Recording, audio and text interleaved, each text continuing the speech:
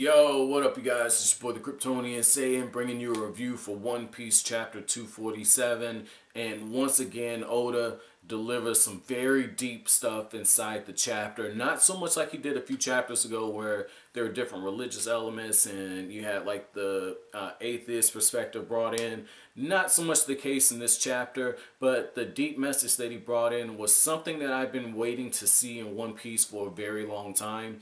I don't know if it's because I'm rereading Naruto right now in order to get some information for a video I'm working on. What if Sasuke never left the Hidden Leaf Village? But the thing is they finally understand the importance of teamwork, so whether they're starting to understand it. There have been moments where they've worked together, but it's chapters like this where you look at it and you go, there are a lot of powerhouses, there are a lot of creative guys, they all bring something different to the table, and yet they've never fully coordinated when it comes to working to take down the enemy. It's usually either Luffy manages to go one-on-one with the guy, or there's some flukish teamwork or something. Like, this was good to see this. You know, like it really seems like the times they've worked together, and I might be wrong, but in my opinion, it seems like the times they've worked together, it's been more out of necessity, and it's just been kind of fly by the seat of the pants.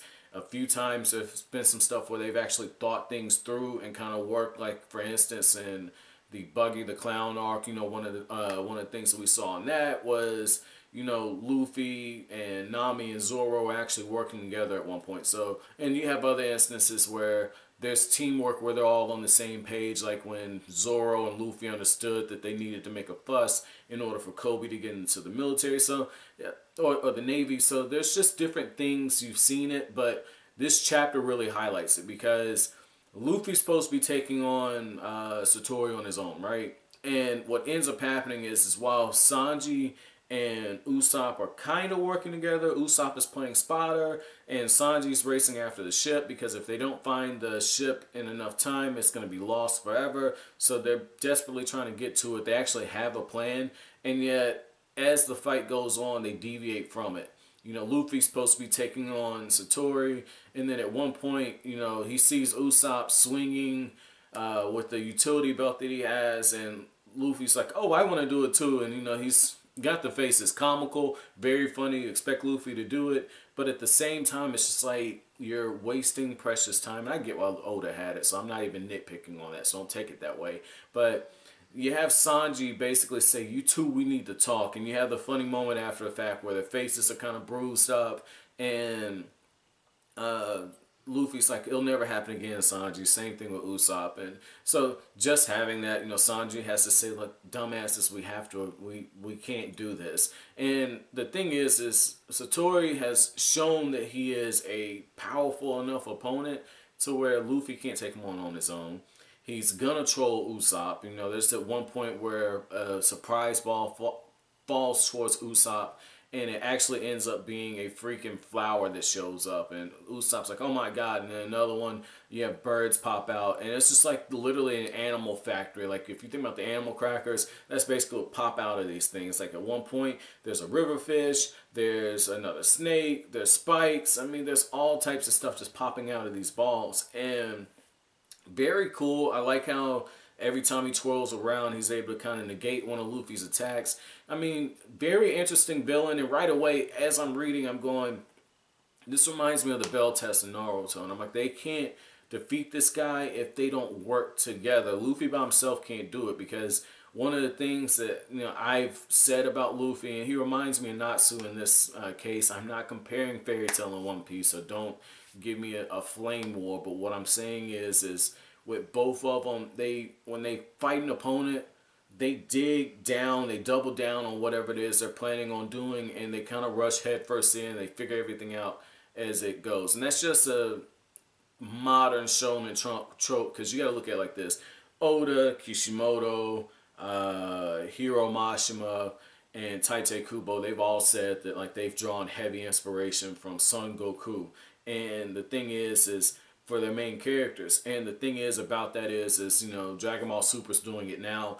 You know, Goku for the most part was an idiot, rushed into battle, didn't really have plans. There were some dub changes to make it look like he was super thought out, and you know, nah, Goku's a fucking idiot. But the thing is like he rushed into battle a lot of times. So that was cool just to see that element kind of brought in there. So that's why I said I wasn't going to get on Luffy too much for that. But there's got to be some teamwork.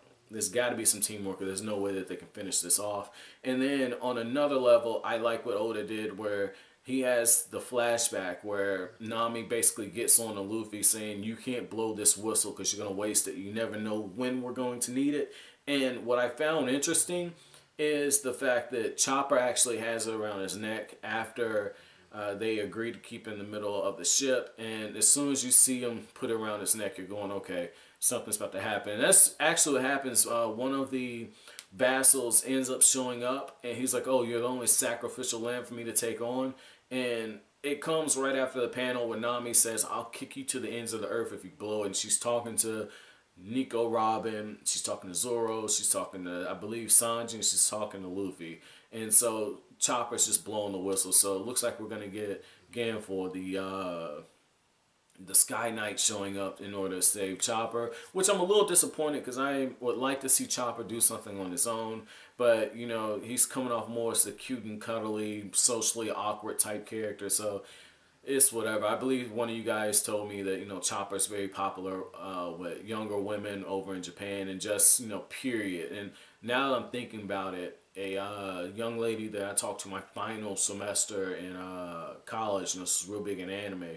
And with her, like, Chopper was actually a character that she liked. And that was, I believe that was around the time I was going through doing Drum Island. I'm not sure. I was either about to start Drum Island or I was at Drum Island. I think I did that sometime last fall. I might be wrong. But I know that I had already met Vivi at this point. So that's why the timelines are a little messed up. But as always, guys, if you like anything I had to say, hit that like button, comment, rate, subscribe, share. I will greatly appreciate it. Oh, shit. I forgot the chapter question. My chapter question for you guys is, what were your expectations when Chopper blew that whistle? Were you expecting a huge fight? I know I am. But as always, guys, if you like anything I have to say, hit that like button, comment, rate, subscribe, share. I will greatly appreciate it. Stalk me on social media. As always, thanks for watching. Have an awesome day.